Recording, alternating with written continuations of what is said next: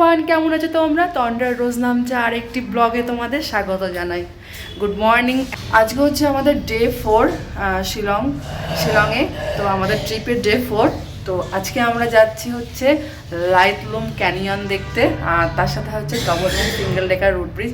জানি না কতটা কমপ্লিট করতে পারবো ওখানে রুট ব্রিজগুলো, তো দেখি কতদূর কি করা যায়। তো চলো আজকের দিনটাকে স্টার্ট করি। আশা করি আজকের দিনটা তোমাদের দেখতে অনেক অনেক ভালো লাগবে, পুরো ব্লগটা দেখবে স্কিপ না করে।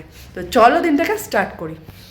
তো কালকে খুবই টায়ার্ড ছিলাম, এত জার্নি করেছি 60 আপ কিলোমিটার গেছি, আবার ফেরত এসেছি। তো ওই জন্য প্লাস প্রচুর সিঁড়ি নেমেছি, তোমরা তো দেখেই নিলে কতগুলো সিঁড়ি নেমে নিচে গেছি, প্রত্যেকটা ফলসে গেছি, দেখেছি।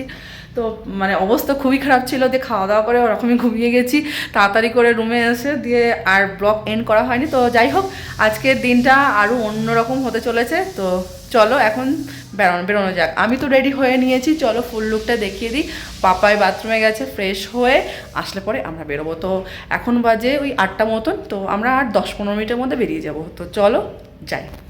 আমি এই যে একটা সোয়েটার, শর্ট সোয়েটার মতন পরেছি আর নিচে জিন্স পরেছি। তো এই হচ্ছে আজকে আমার লুক। তো আরও ঠান্ডা করলে পরে এর উপরতে একটা হুডি চাপিয়ে নেব, তো হুডিটাও নিয়েছি। তো যাই হোক চলো, আমরা এখন যাচ্ছি লাইটলুম ক্যানিয়ন। তো লাইটলুম ক্যানিয়ন যেতে গিয়ে কিছুটা ভিউ এরকম পড়ে। এত সুন্দর জায়গাটা, খুব সুন্দর, প্রত্যেকটা জায়গায় সুন্দর। তো আমাদের আর মোটামুটি ওই 5-6 কিলোমিটার মতন আছে লাইটলুম ক্যানিয়ন যেতে। তো আমরা সেকেন্ডে তো স্কুটি করে ঘোরাঘুরি করছি। আমরা দুদিনের জন্য স্কুটি হায়ার করেছিলাম, আর ছোটোদা আর সোনালিরা ওরা গাড়ি করে সমস্ত কিছু সাইট সিনগুলো কমপ্লিট করছে। তো সেকেন্ড ডেতে আমাদের যে ডবল ডেকার রুট ব্রিজ যাওয়ার কথা ছিল, কিন্তু প্রথম দিন আমরা এত ট্রেকিং করেছিলাম আর এতগুলো সিঁড়ি ধাপ নেমেছিলাম, আর সবার মুখে শুনছি ডবল ডেকার রুট ব্রিজ যেতে প্রায় 1-1.5 হাজার সিঁড়ি আমাদেরকে নামতে হবে। পাপা আর আমি সিদ্ধান্ত নিলাম যে আমরা ডবল ডেকার রুট ব্রিজটা যাব না।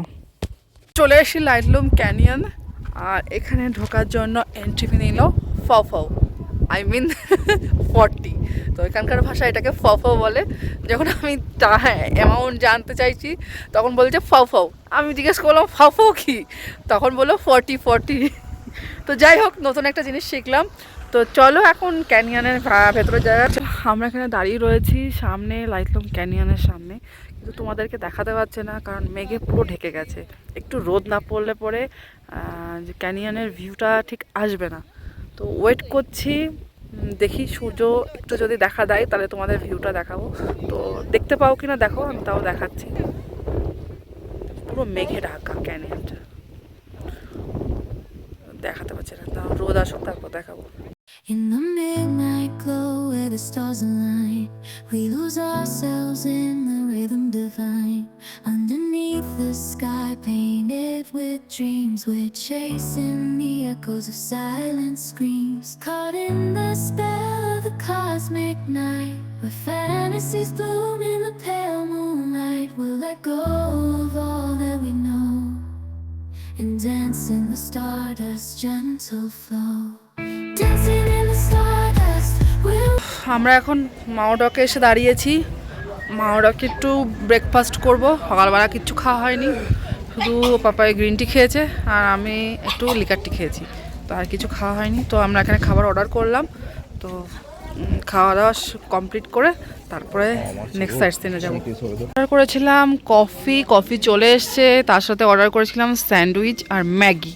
তো ওরা হচ্ছে, তো কফিটা এখন আপাতত খাই।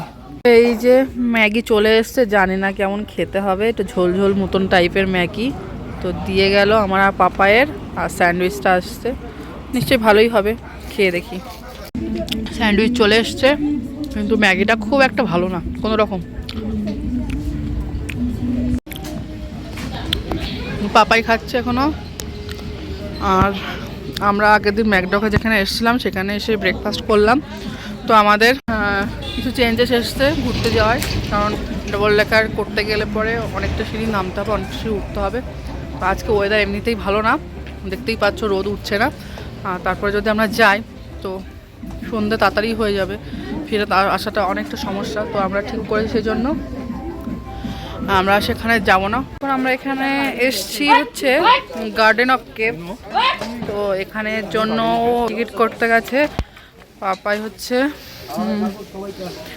এখানে অ্যাডাল্টের জন্য 100 করে আর বাচ্চাদের জন্য 50 টাকা করে, বিলো 12 ইয়ার্স। ক্যামেরা থাকলে পরে 100। তো পাপা এখন টিকিট করছে। তো এন্ট্রি করার আগ দিয়ে এখানে অনেকগুলো ফলের দোকান রয়েছে। তো আমরা পাইনাপেল নিলাম, এখানকার ফল নাকি মানে পাইনাপেলটা নাকি খুবই মিষ্টি, আর আপেল নিলাম। তো এই দুটো এখন ওরা সাইজ করে দিচ্ছে প্লেট সাজিয়ে। তো ফলগুলো একটুখানি খেয়ে নিই, খাওয়া দাওয়া করে তারপরে ভেতরে যাব।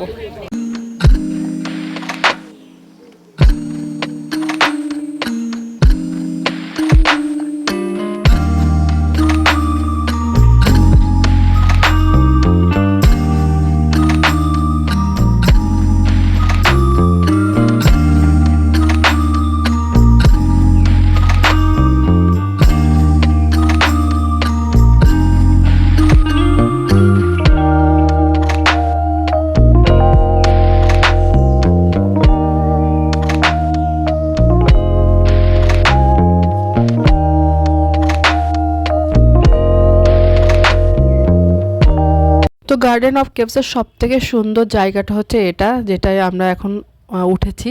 হ্যাঁ, ব্যাম্বু একটা ব্রিজ, যেই ব্রিজটা এক জঙ্গলের পাহাড়ের উপর থেকে অন্য জঙ্গলের পাহাড়ের উপরে গিয়ে শেষ হয়েছে, আর মাঝখানে মানে গভীর খাদ।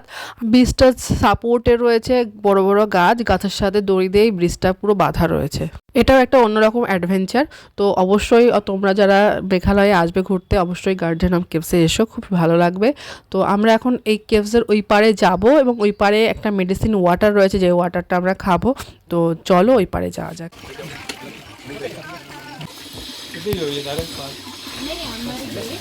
মেডিসিন ওয়াটার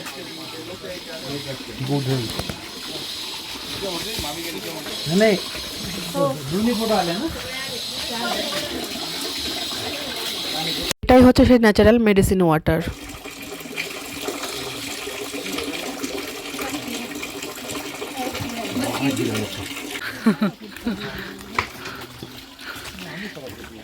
আবার টেক করে জঙ্গলের ভেতর দিয়ে আমরা আবার যাচ্ছি।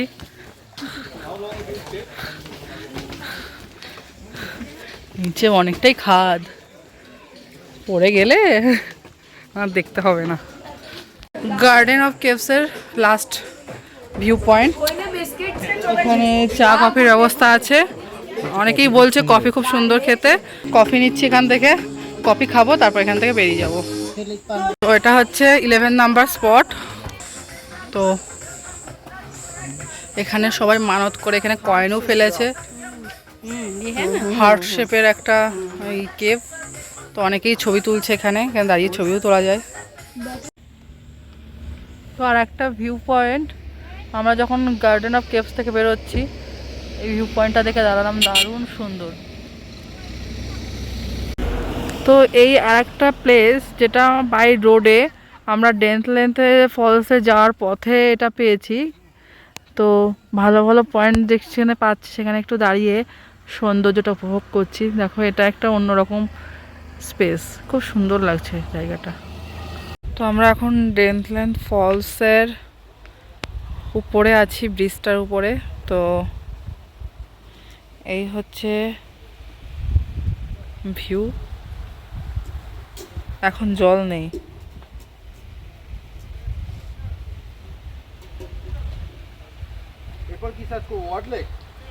আমরা এখন শিলংয়ে ফেরত যাচ্ছি। তো শিলং যাওয়ার পথে এরকম একটা রোড সাইড ধাবা আমাদের চোখে পড়লো। ধাবাটাতে ওপেন রয়েছে। প্রচুর খিদে পেয়ে গেছে, প্রায় 3টে বাজতে বাজতে চলছে। তো সেই জন্য আমরা এখানে সিদ্ধান্ত নিলাম এখানেই খাওয়া দাওয়া করবো। তো এখানে বেঙ্গলি থালিও সাইডে লেখা ছিল যে বেঙ্গলি থালিও আছে। একদম মেন রোডে, হাই রোডের উপরেই ধাবাটা। তো চলো ভেতরে যাওয়া যাক। এই হচ্ছে আজকে আমাদের দুপুরের খাবার। তো এরকমভাবে সাজিয়ে দিয়েছে পঞ্চব্যঞ্জন, ডিম, একটা সবজি, এটাও একটা শাক, এটা আলু ভর্তা, এটা চাটনি, এটা ডাল, এটা আর একটা সবজি, এটা আলু ভাজা, এনে দিয়েছে স্যালাড। আর বাবাই খাওয়া শুরু করে দিয়েছে, চলো খাওয়া। তো আজকের ব্লগটা এখানেই শেষ করছি। ব্লগটা ভালো লাগলে অবশ্যই like, comment, share and subscribe করে দেবে। দেখা হবে নতুন ব্লগে। টাটা।